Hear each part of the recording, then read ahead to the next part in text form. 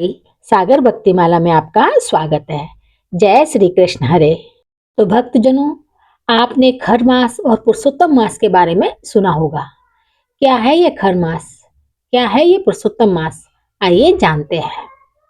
हिंदू धर्म में समय का प्रत्येक क्षण ईश्वर की देन माना गया है।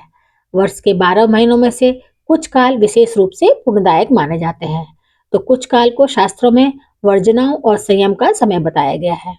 इन्हीं में से एक काल है खर मास, जिसे मल मास या पुरुषोत्तम मास भी कहा गया है। यद्यपि इसे आमजन मांगलिक कार्यों के निषेध का समय मानते हैं, किंतु शास्त्रों में इसके पीछे एक अत्यंत गूढ़ आध्यात्मिक रहस्य विद्यमान है। यह वह महीना है जो हमें बाहरी जगत से हटाकर भीतर के प्रभु से जोड़ता है, सांसारिक उत्सवों से दूर कर आत्मा के उत्सव में प्रवेश कराता है। खर मास तब लगता है जब सूर्य देव धनु या मीन राशि में प्रवेश करते हैं। इस अवधि में सूर्य अपनी उत्तम गति में नहीं माने जाते, इसी कारण इसे अस्थिरता का काल कहा गया है। लेकिन आध्यात्मिक दृष्टि से यह इस अस्थिरता हमारे भीतर की वृत्तियों को संयमित करने का आह्वान करती है।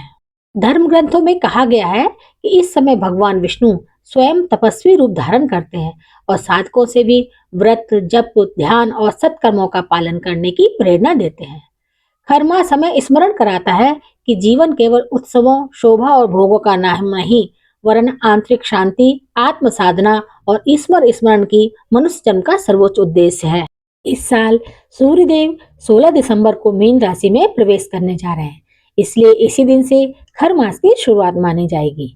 साथ ही खर मास का समापन 14 जनवरी को मकर संक्रांति की शुरुआत से होगा। खर मास की पौराणिक कथा भी है। पौराणिक कथा के अनुसार सूर्यदेव 7 घोड़ों से संचालित रथ पर सवार होकर लगातार ब्रह्मांड का चक्कर लगाते हैं।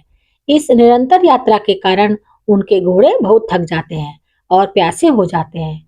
सूर्यदेव अपने घोड़ों की दयनीय स्थिति देखकर दुखी होते हैं। वे उन्हें एक तालाब के पास ले जाते हैं, लेकिन रथ को रोकना संभव नहीं होता। तब उन्हें तालाब के पास 2 गधे यानी कि खर दिखाई देते हैं। सूर्यदेव अपने घोड़ों को आराम देने के लिए तालाब के पास छोड़ देते हैं और गधों को अपने रथ में जोड़ लेते हैं। गधों की धीमी गति के कारण सूर्यदेव का रथ भी धीमा हो जाता है। यह 1 महीने की अवधि गधों द्वारा रथ खींचने की होती है, जिसे खर मास कहा जाता है।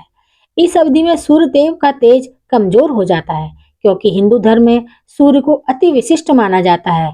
उनकी कमजोर स्थिति को अशुभ माना जाता है, इसलिए इस दौरान मांगलिक और शुभ कार्यों पर रोक लगा दी जाती है। 1 महीने बाद घोड़े आराम कर चुके होते हैं और सूर्यदेव फिर से गधों को छोड़कर घोड़ों को रथ में जोड़ लेते हैं।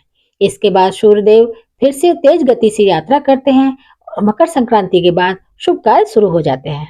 आइए जानते हैं खर मास में क्या करना चाहिए। यह महीना धर्म, संयम और साधना का माह है, इसलिए इस अवधि में किए गए सत्कर्मों का अत्यधिक पुण्य मिलता है। कुछ श्रेष्ठ आचरण जो इस काल में विशेष रूप से अनुकरणीय है। हर दिन ओम नमो भगवते वासुदेवाय या श्री हरि विष्णु का नाम का जप अत्यंत फलदायी माना गया है। श्रीमद् भागवत पुराण या श्रीमद् भगवत गीता का पाठ आत्मा को पवित्र करता है। सप्ताह में 1 दिन अथवा मास में कुछ निश्चित दिन उपवास करने से मन स्थिर होता है और देव कृपा बढ़ती है। गरीब, असहाय, वृद्ध और पशु पक्षियों के प्रति करुणा इस महीने में विशेष पूर्णप्रद मानी जाती है।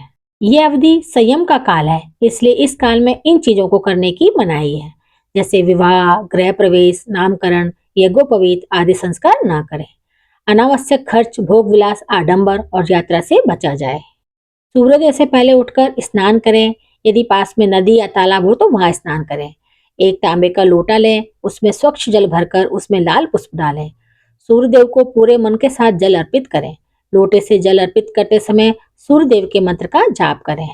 जल अर्पित करने के उपरांत सूर्यदेव को प्रणाम करें। खर मास में दान पुण्य का विशेष महत्व है, इसलिए इस महीने में दीनहीन, असहाय, निर्धन लोगों को दान देना बेहद फलदायी माना जाता है। भोजन दान, मूंग मसूर की दाल, गुड़, लाल चंदन का दान करने से साधक को विशेष लाभ होता है। भगवान सूर्य का आशीर्वाद प्राप्त होता है और उसके जीवन से सभी तरह की बाधाएं दूर होती हैं। खर मास बाहरी शुभ कार्यों के रुकने का समय अवश्य है, परंतु भीतरी शुभता के जागरण का सबसे उत्तम अवसर भी है। यह काल हमें प्रभु के निकट ले जाता है, आत्मा को निर्मल बनाता है, जीवन में नई शक्ति का संचार करता है।